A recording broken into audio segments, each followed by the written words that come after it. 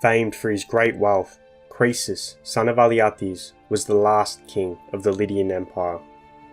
Upon the death of his father in 585 BC, Croesus succeeded to the throne at 35 years of age.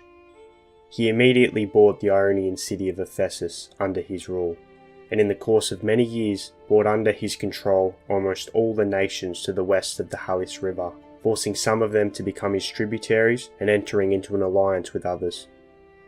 When the prosperity of Sardis, Lydia's capital, was at its height, many great men came to visit Croesus. The most distinguished of them, the Athenian statesman and lawmaker, Solon. Croesus showed Solon all the riches of Sardis, and asked him who he thought to be the happiest of men. Solon, refusing to flatter him, answered truthfully, and replied the happiest man he had ever met was a man from Athens, Atys. He explains that he was prosperous, raised a fine family, and died a glorious death on the battlefield, protecting his country. Croesus was taken aback and asked who was the next happiest person Solon had seen, thinking he would at least take second prize. However, staying true to his beliefs, Solon responded, 2 young men from Argos. Solon tells of 2 brothers, Cleobus and Biton, who died peacefully in their sleep after their mother prayed for their perfect happiness because they had yoked themselves to their mother's cart and drove her 6 miles to a festival to be held in town. To honour the 2 brothers, the people of Argos dedicated statues of them to the temple of Apollo at Delphi. Croesus was unhappy with Solon for his answers, and asked about his own happiness, in which Solon explained no man can be considered happy while he's still living. The reasoning Solon gives is that the gods are jealous. One minute they will show a man a glimpse of happiness, and the next they will utterly ruin him. Solon's words gave Croesus no satisfaction, and saw him off with a cold indifference. Shortly after Solon's visit, Croesus has a dream that his son, Atys, would be killed by a blow from an iron weapon. He awoke in horror, and immediately removed Atys from the field with the Lydian soldiers, and took down all the iron weapon decorations on the wall, in case one were to fall on his head. Shortly after this, the Mysians came to Croesus requesting his help in killing a wild boar. Croesus did not want to send Atys, but was convinced by his son, as a boar's tusks were not made of iron, so he had nothing to worry about.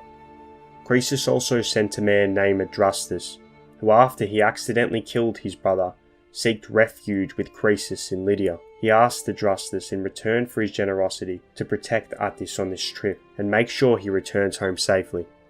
However, during the hunt, Adrastus threw a spear at the boar, missed, and accidentally killed Atys. For 2 years Croesus grieved the death of his son, until news from the east gave him something to focus his attention on. He hears of Cyrus, king of Persia, who just destroyed the empire of the Medes, whose king, Astyages, was Croesus' brother-in-law. Croesus consulted the oracle of Delphi, whom he believed was the only genuine oracle in the world. Croesus made many offerings to the oracle, and asked if he should launch a campaign against Cyrus. The oracle's response? If he decides to attack the Persians, he will destroy a great empire, and to ally himself with the strongest of Greeks. Croesus, misinterpreting the true meaning of the oracle's response, endeavours to align himself with the strongest of Greek city-states, and undertake a campaign against the Persians, to check their power and expand the Lydian Empire. Seeking out the most powerful of the Greek cities as an ally against the Persians, Croesus had little hesitation in approaching Sparta. Beginning the war, Croesus crossed the river Halys and arrived in Thedia, in Cappadocia. Cyrus meanwhile collected his army and met Croesus in Thedia.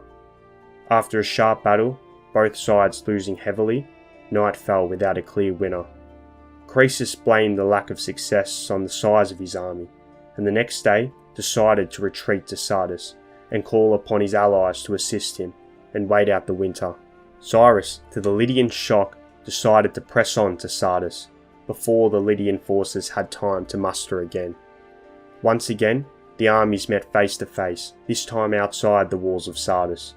Croesus frantically crumbled together what troops he had with him. After both sides suffered heavy losses, the Lydians were forced inside their walls, and the Persians began the siege of the Lydian capital.